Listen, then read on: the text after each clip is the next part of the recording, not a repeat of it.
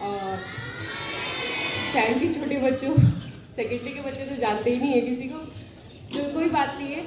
आज जैसे कि आपने 8C के बच्चों से सुना और हमारी कीर्ति मैम ने भी हमें बताया कि संविधान दिवस के अवसर पर हम सब यहाँ एकत्रित हुए हैं और उसको सम्मान देने के लिए और ये जानने के लिए कि संविधान हमारे लिए क्यों इतना ज़्यादा इम्पोर्टेंट है, हम यहाँ सब एकत्रित हुए हैं और इसके बारे में आप कुछ मेरे से भी सुन। देखिए बच्चों, जैसे कि आप पहले ही सुन चुके हैं कि 26 नवंबर को हम संविधान दिवस के रूप में अपने भारत में मनाते हैं।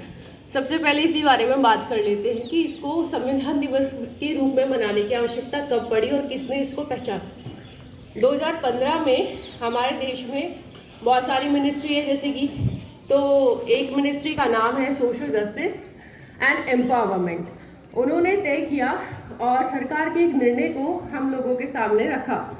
निर्णय ये था कि 19 नवंबर 2015 को तय किया गया कि आप अब अपने 26 नवंबर को एक कॉन्स्टिट्यूशन डे के रूप में 2015 से मनाना स्टार्ट करेंगे, जैसा कि आज भी हम संविधान दिवस मना ही रहे हैं। तो अब बात करते हैं कि संविधान दिवस क्यों मनाया गया और इसकी ज़रूरत क्या है। जैसे कि हम जानते हैं कि हर एक देश में सरकार होती है और सरकार अपना कार्य कुछ नियमों के पालन से करती है ताकि उस देश में रहने वाले हर एक नागरिक को अच्छे से एक जीवन जीने को मिल सके।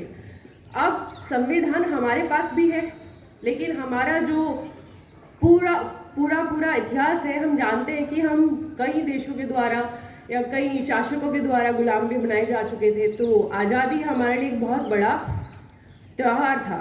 अब उसको बनाए रखना और उसको लंबे समय तक चलाना और सभी के सहयोग से चलाना और सभी के सम्मान के साथ चलाना बहुत ज़्यादा आवश्यक था।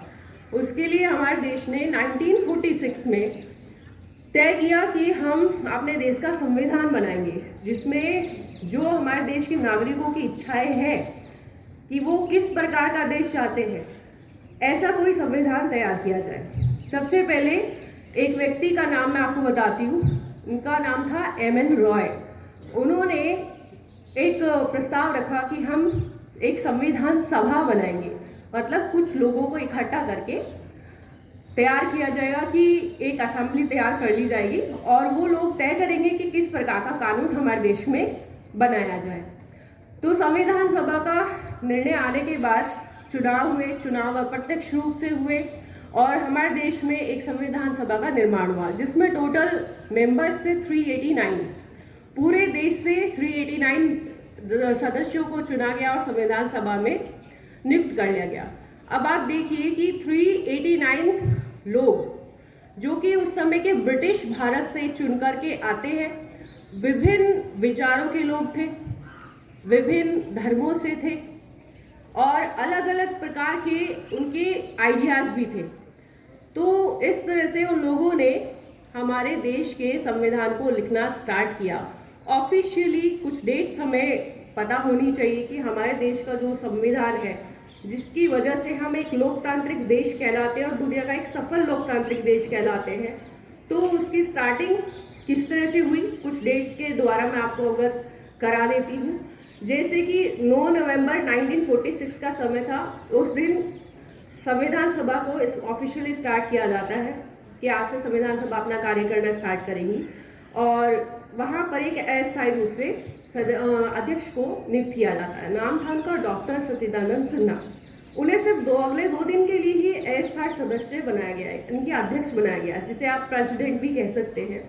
इन फ्यूचर 2 दिन बाद 11 दिसंबर 1946 को डॉक्टर राजेंद्र प्रसाद, आप आई होप सो सभी बच्चों को पता ही होगा डॉक्टर राजेंद्र प्रसाद कौन रहे हैं हमारे देश में। क्या कोई मुझे बता सकता है? Doctor Rajendra Prasad, very good, thank you so much बच्चा।